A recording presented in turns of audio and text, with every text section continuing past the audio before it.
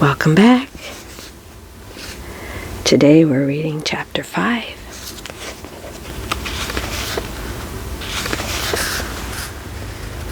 The Count progresses. Blindfolded and held securely by the rear guards, the 4 captured explorers heard a shrill whistle. Suddenly, there was the swish of wings in the throne room. The golden whistle of Prince Walls had commanded the giant creatures.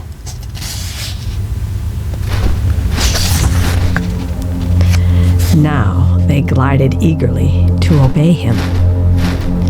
"Help!" screamed Cindy as a pair of sharp claws closed around each arm. "Don't struggle," Wolves told her with a sneering laugh. "If you force our bat messengers to release their hold, you will fall into the river of fire." The bats circled upward, carrying the 4 blindfolded captives. Gertrude followed, flying lower. "Do you feel the heat?" asked Alec after a moment.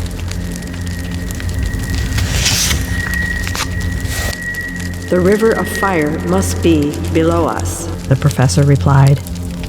Beneath the high-flying captives, a band of molten lava cut through the black shores.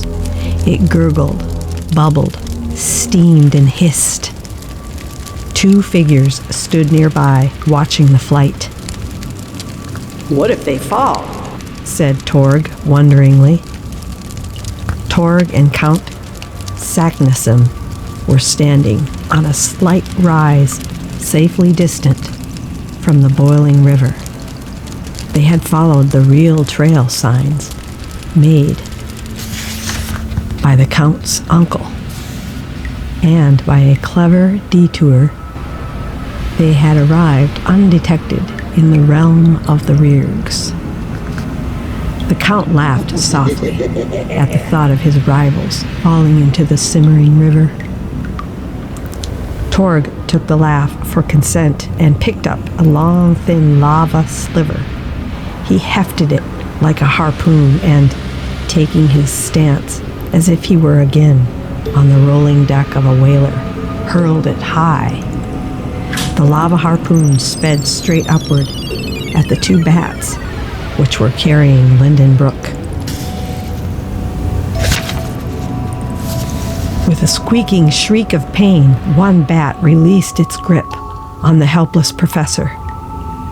For a moment, the other bat clung on, but the increase in weight proved too great. Its claws reluctantly released Lindenbrook. "Falling!" the professor gasped. Lars yanked off his blindfold and glanced up in the direction of the voice. He saw Lindenbrook plumbing down only a yard away. "I get you!" he shouted. Lunging forward, 2 huge hands grabbed the passing professor and held him.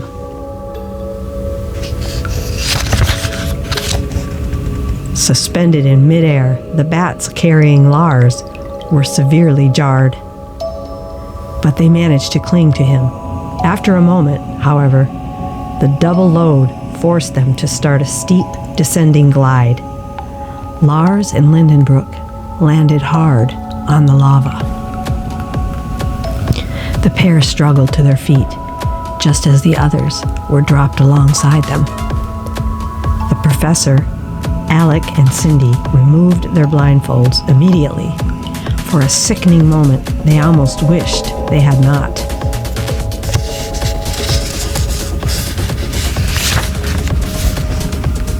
They were standing in the midst of the lava fields.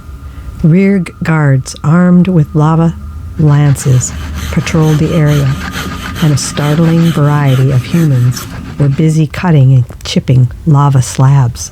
There were races of underground people the explorers had never seen before. Pygmies, one-eyed thin men, powerful dark warriors with yellow hair. All appeared to be slaves of the Riergs. 3 guards started for them, their eyeless faces looking keenly as if some sixth sense told them where the strangers stood. Work, one reared commanded, offering Lars a crude stone club for cutting the lava. Lars work for Lars, The giant guide replied defiantly, holding his arms across his huge chest. Lars works or she dies, retorted the guard. He touched Cindy's white blouse with a lava lance. Lars took the work club. Meanwhile, a furious Saknussemm was berating Torg. Fool! Now these underworld people know we are in their realm. The whole point of the detour was to prevent their learning we were here. He stuffed his hand angrily into his pocket to keep from striking at Torg. His fingers closed around some bullets. That only added to his anger by reminding him that although he had bullets, he had no pistol. The hated Lindenbrook had a pistol, but that could not help the Count. Then, suddenly, a smile broke over his usually sullen face. To the rear city, he ordered Torg.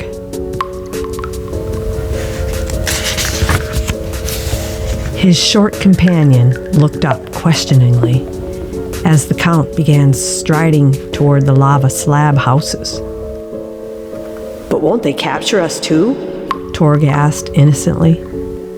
No, we will rule them, gloated the Count confidently. They are blind, therefore they cannot see the lava river or other fiery wonders that must occur in their world.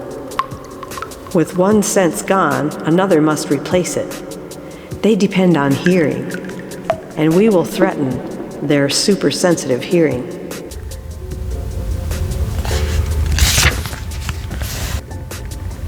Torg nodded as if agreeing, but he marched on no wiser.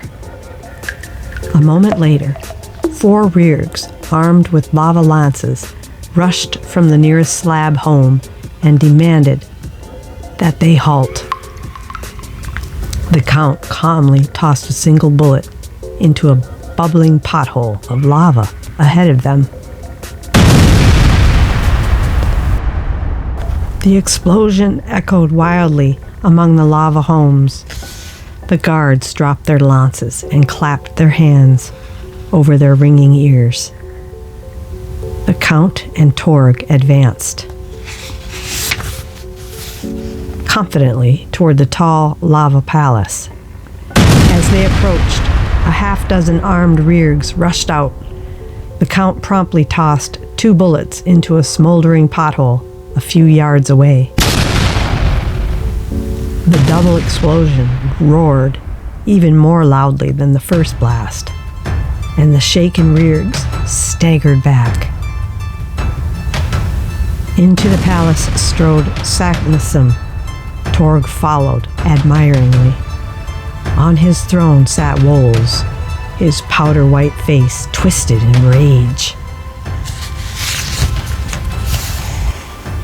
Seize the strangers at once, he shouted angrily. No, interrupted the Count calmly. The next explosion, I warn you, will cause more than a mild passing earache.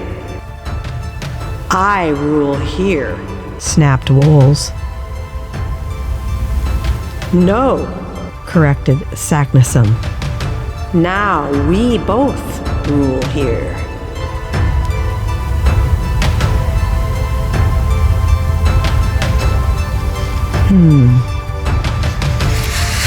Join me next time as we read Chapter 6. Lindenbrook's Discovery.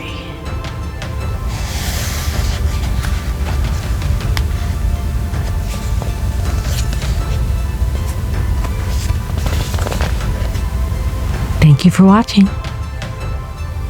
See you next time.